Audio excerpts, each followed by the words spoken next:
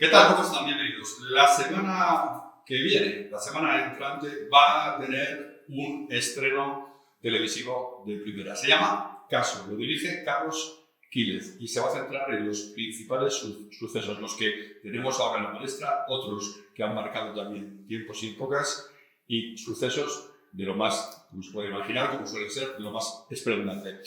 Carlos Quílez, ¿qué tal? Bienvenido. Gracias por estar con nosotros en Eres Diario. Bueno, el programa Caso, en primer lugar, a mí me recuerda aquel periódico El Caso, ¿no? Que pasó también una época en los periódicos de papel con los sucesos de esa Argentina, ¿no? Los que tenemos una cierta edad nos acordamos de ese periódico que luego marcó un hito en el periodismo porque fue un periódico de sucesos. Pero yo creo que la gente que trabajó, que leía, que trabajó y que de alguna forma, recuerdos de haberlo comprado, no podían imaginar el boom que luego el True Crime ha tenido 40 años después, ¿no? El True Crime es una cosa extraordinaria, ¿no? Ya explotó como una bomba nuclear en Estados Unidos, en la prensa anglosajona y en los más media norteamericanos, y ahora, pues fíjate, nos ha llegado a Europa y aquí en España pues hay una avidez por parte del público y un interés extraordinario. Pero sí, el programa Caso, que es como el programa que vamos a lanzar ahora y que estamos muy ilusionados, sí que naturalmente hemos bebido un poco de aquel El Caso, que era aquel revisto referencial. Aquel periódico de papel de referencia de los sucesos. Caso es una producción a 3 Media, se estrena el miércoles en La Sexta. Eso es. Vais a tratar ya de entrada, me imagino, algún tema impactante, algún suceso impactante. ¿Con qué vais a comenzar? Mira, vamos a empezar con un caso. Bueno, te he de decir que los casos que hemos seleccionado son casos que naturalmente tienen una singularidad, y son casos extraordinarios, fuera de lo normal, ¿no? Pero hemos intentado que tampoco fueran, al menos en esta temporada, casos archiconocidos. Es decir, no estamos hablando del caso de Asunta Basterra, no estamos hablando del caso de Pioz, no estamos hablando de casos extraordinariamente mediáticos, por bien que en su momento puntualmente o localmente lo fueron, ¿no? Vamos a empezar con un caso que es el caso que hemos llamado el caso de La Base, que es un caso de los años 90 y en Zaragoza. Bueno, se vivió con enorme terror en las calles y con una enorme angustia la presencia de un presunto, o algo más que presunto, asesino en serie, ¿no?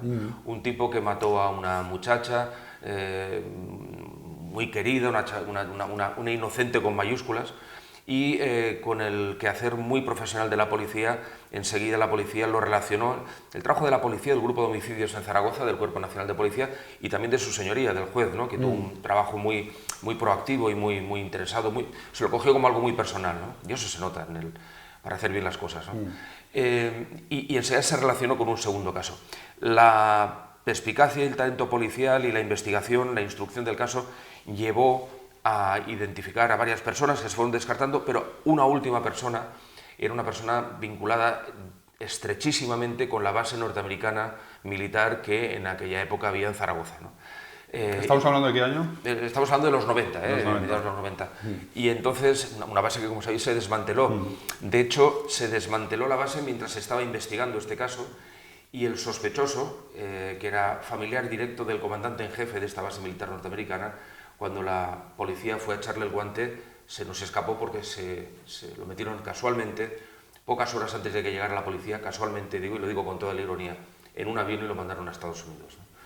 Y no se pudo llevar a un juicio justo a este caso, ha quedado en el limbo con la certeza policial de quién es el asesino. Pudo haber una complicidad de Estados Unidos en ocultar esto, ¿no? Nosotros lo insinuamos. Quitarlo de medio a nosotros en el caso, en el programa lo insinuamos.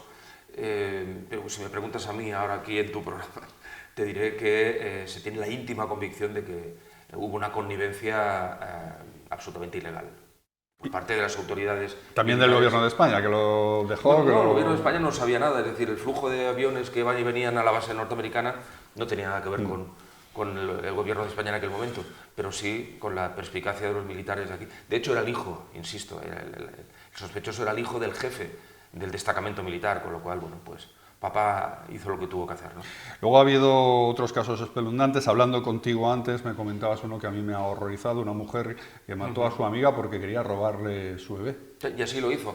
Un caso en Funes, es uno de los casos, junto con un tema asturiano, en fin, unos intentos unos envenenamientos en una sidrería en Gijón, que también es un tema que a mí me ha impactado mucho, y me ha impactado mucho a mí, que lo conozco el caso y lo he tocado, de suponer que a nuestros telespectadores les va a impactar si cabe aún más, ¿no?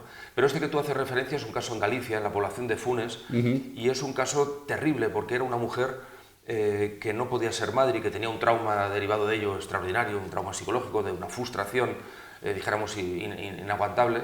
Tanto es así que acabó matando a una amiga para robarle al bebé recién nacido de esta amiga, ¿no? Ella, pues bueno, hizo ver que el bebé en realidad era suyo, que había sido madre gestante y tal. La cosa coló entre el vecindario, pues bueno, pues la cosa, insisto, coló, y fue transcurridos 2-3 años que la Guardia Civil, aquello que me decía mi padre de pequeño, dice, cuidado que la policía no es tonta, ¿no? Y yo decía, la policía no solamente no es tonta, sino que es extraordinaria y sigilosamente perseverante.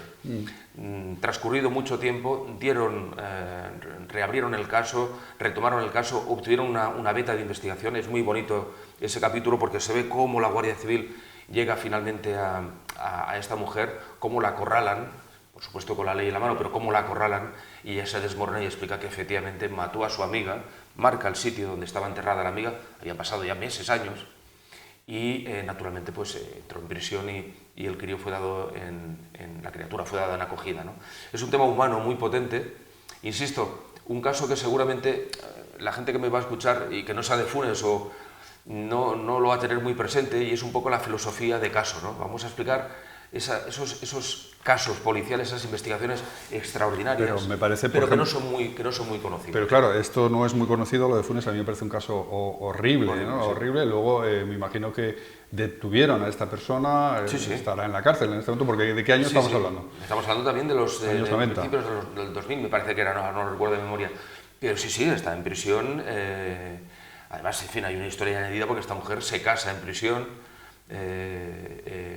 Bueno, en fin, tiene una vida penitenciaria, y luego está la vida de este niño que tiene una madre que mató a su madre, ¿no? Claro, es que es el tema también, ¿no? Sí, el niño cómo ha asimilado eso, cómo ha integrado Exacto. eso, ¿no? Son estos interrogantes o estas contradicciones que tiene la condición humana, que tiene la existencia a veces, casi diría yo,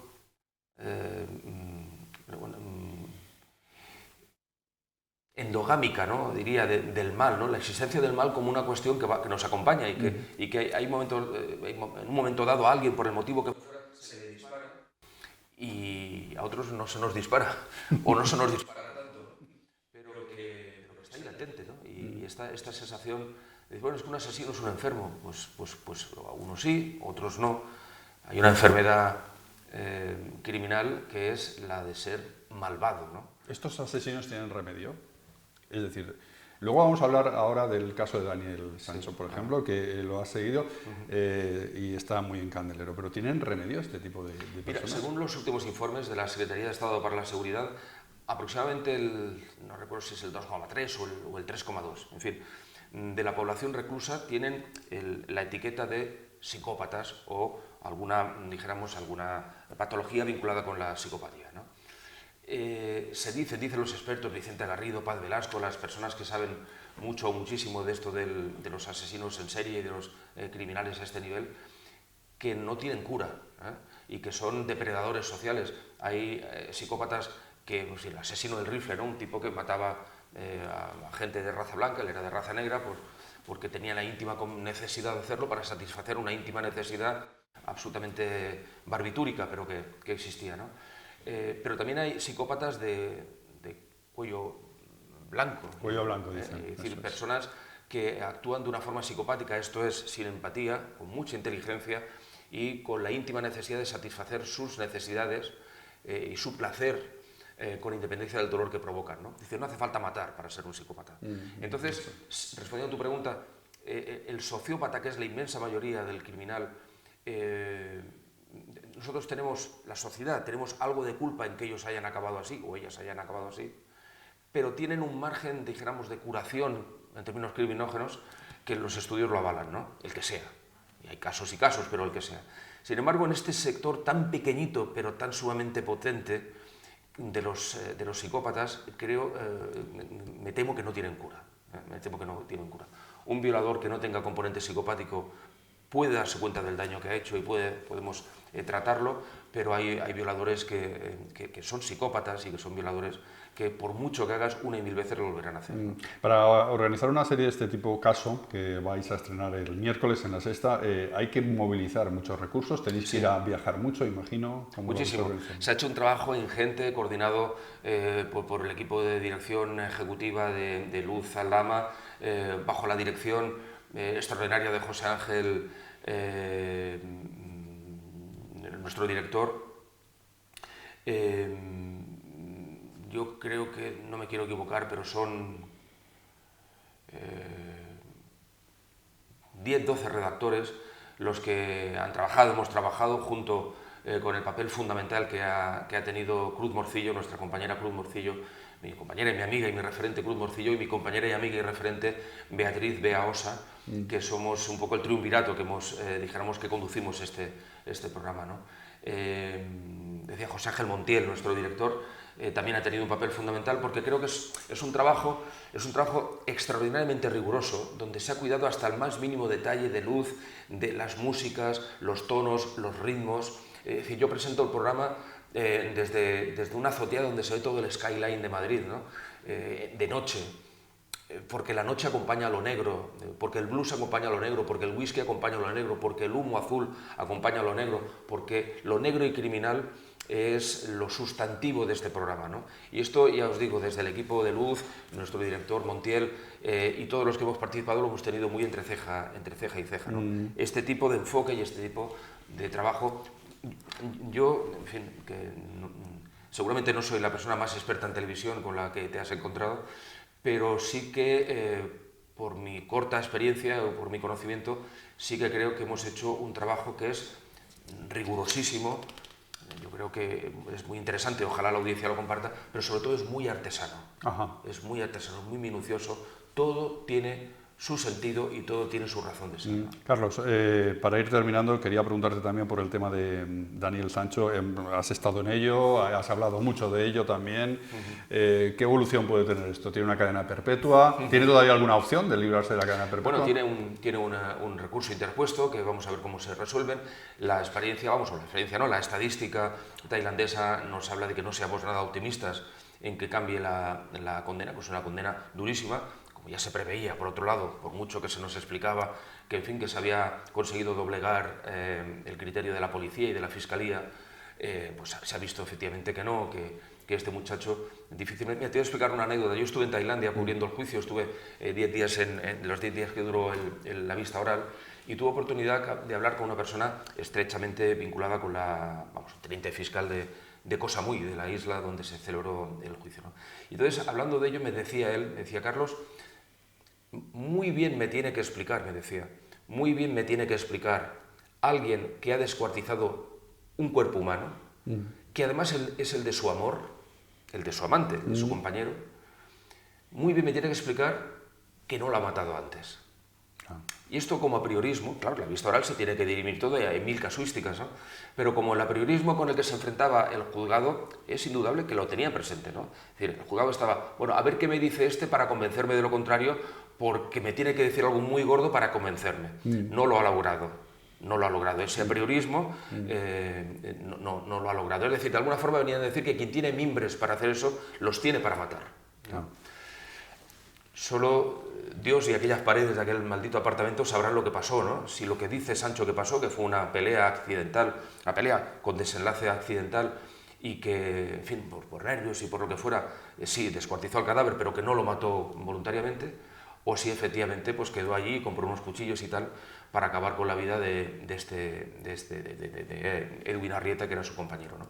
Un caso muy apasionante que tiene aún un último capítulo en esta sentencia, y que, bueno, en fin, no me las quiero dar de nada desde luego, pero en fin, los que fuimos, el grueso de los periodistas que estuvimos allí, ya veíamos que este chico lo tenía mal o muy mal, ¿no? Claro. A Dios gracias, se ha salvado de la pena de muerte. Y puede volver a España en un plazo, dicen que de unos 8 años, que eso, claro, dentro de lo que son esas cárceles terribles de sí, no, Tailandia, porque eso hay que aguantarlo, es ¿no? Un horror, es un horror. Sobre todo las cárceles de Bangkok son horrorosas. Una de ellas en concreto, es decir, solo voy a ponerte un detalle, imaginemos, esto es el habitáculo donde estamos, es decir, no hay camas, la gente duerme en colchonetas, vamos, en lonetas en el suelo.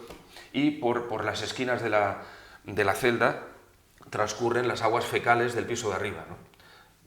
Ahí es donde tiene que estar. Ahora vista, ahí tiene que dormir, ¿no? Eso es lo que le espera a este muchacho. Pero claro, si hubiera una rebaja de pena, podríamos contabilizar lo del 30% de cumplimiento en Tailandia y el resto de cumplimiento en España. Pero el 30% de una cadena perpetua, ¿cuánto es? Es infinito. No existe, porque la cadena perpetua es para siempre jamás, ¿no? Bueno, lo de volver a España tampoco lo ves tú tan no lo claro. veo tampoco muy claro, salvo que hubiera un acto de contrición del tribunal y le pusieran 25 años. O sea, que podría estar allí de por vida. Vaya. Podría estar allí de por vida, sí. Pasarán mil cosas de ahora hasta en los próximos años, ¿no? En fin, el rey puede optar, el rey de Tailandia, por cierto, al que no se le puede mirar a los ojos, una cosa muy curiosa, ¿no? Es una cosa extraordinaria lo que sucede en ese país. Pero de entrada, con una cadena perpetua, el 30% de todo es todo, ¿no? Por tanto, ya veremos. Bueno. Carlos Quílez, gracias por estar con nosotros. Estreno el miércoles, Caso en La Sexta. Después del intermedio, después de nuestro amigo Wyoming, a las 10:30. Nada, os espero a todos y espero que os gusten estas historias de la mala vida. Carlos Quílez, uno de los mejores periodistas de sucesos que hay en España, estrena el próximo miércoles, el día 18, Caso en La Sexta. Estén muy atentos, todo sucesos. Sigan conectados, es diario, es noticia. Muy bien, Carlos.